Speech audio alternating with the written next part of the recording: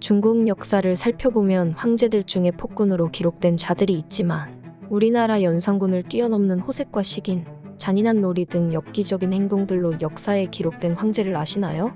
아름다운 궁녀를 죽여 머리는 관상용으로 두고 머리 아래는 요리하여 손님들과 나눠 먹은 중국 황제.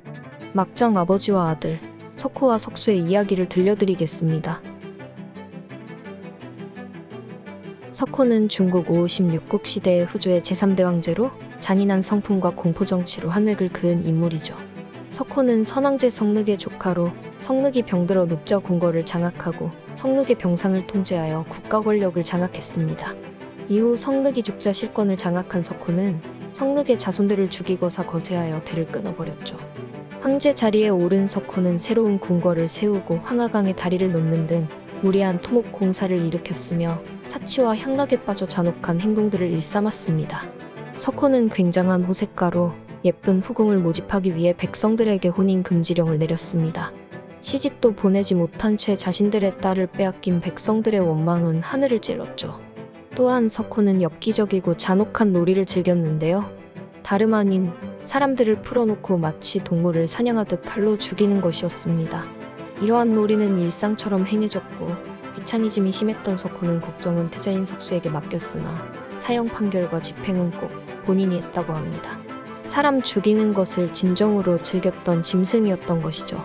또 사냥을 다닐 때에는 아름다운 여인을 발견하면 결혼 유무와 상관없이 잡아왔고 이를 피하기 위해 한 해에만 3,000명의 여인이 자결을 하였다고 합니다.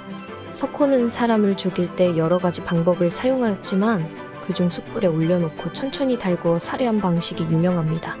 이러한 당시 공포 분위기로 인해 많은 수의 신하들은 자살을 택했다고 합니다. 또한 왕자 사이에서 분쟁이 발생해 본인이 아끼던 한 왕자가 피살당하자 크게 분노하여 살인을 저지른 왕자와 그의 자손 수십 명을 죽였는데요. 이 과정 중에 석호 본인이 애지중지하던 손자를 발견했고 이내 석호는 사형 중지를 명령했으나 평소 본인의 말을 조금이라도 듣지 않으면 모조리 죽이던 석호를 두려워한 신하들은 중지 명령을 듣고도 후환이 두려워 손자를 잔인하게 처형하고 마는 황당한 상황이 벌어지기도 했죠.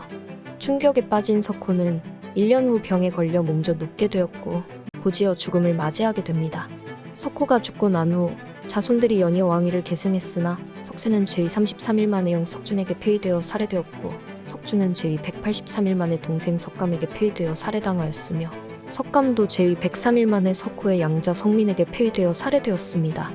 또한 이후에 황제 석지도 부하에게 암살되었고 후조는 멸망하고 말았습니다. 후조가 멸망한 후 수도를 점령한 정권은 석호의 뿌리인 갈족, 그러니까 중국 산서성 일대에서 활동했던 북방 이민족들을 모조리 죽이기 시작했고 이 와중에 갈족과 외모가 비슷하게 코가 높고 눈이 들어간 사람들도 억울하게 희생당하였습니다. 석수는 폭군 석수의 장남으로 후조의 태자였습니다. 처음 직위는 정동장군이었으나 후에 태자로 책봉되었죠. 잔혹한 아버지 석호를 보고 자란 석수는 아버지를 능가하는 엽기 살인광이었습니다. 예쁜 궁녀가 있으면 화장을 시킨 후 죽였고 머리는 관상용으로 바라보며 아래는 잘 요리해서 초청한 손님들과 나눠 먹었다고 합니다. 또한 석수는 술만 마시면 신하들의 집에 쳐들어가 아무렇지 않게 아내와 첩을 범하였다고 하며 아름다운 비구니를 발견했을 때도 똑같은 짓을 벌였다고 하죠. 이런 미친 짓을 일삼던 석수는 결국 아버지 석수와 부딪히게 되었는데요. 어느 날 술에 취한 석수를 보다 못한 어머니 정씨가 사람을 보내 석수를 나무라자 석수는 화가 난 나머지 그 사람을 죽여버렸고 때마침 석수의 태자궁 근처를 지나가던 아버지 석호는 믿을만한 여자 상서를 보내 태자를 살펴보게 했는데 석수는 이 여자까지 죽여버렸던 거죠. 이 사건으로 인해 석호는 석수의 신하들을 불러 자초지종을 신문했고 사실을 알게 된 황제는 신하들을 모두 죽여버렸습니다. 그리곤 태자 석수를 동궁에 유폐시켰죠. 이내 화가 누그러진 석호는 석수를 조회에 불렀으나 석수는 아버지께 사과도 하지 않고 잠시 후 나가버렸죠. 결국 석호는 석수를 폐위시키고 서인으로 삼았으며 바로 그날 밤 석수와 그의 아내, 아들과 딸까지 26명을 한 관에 넣어서 묻어버렸습니다.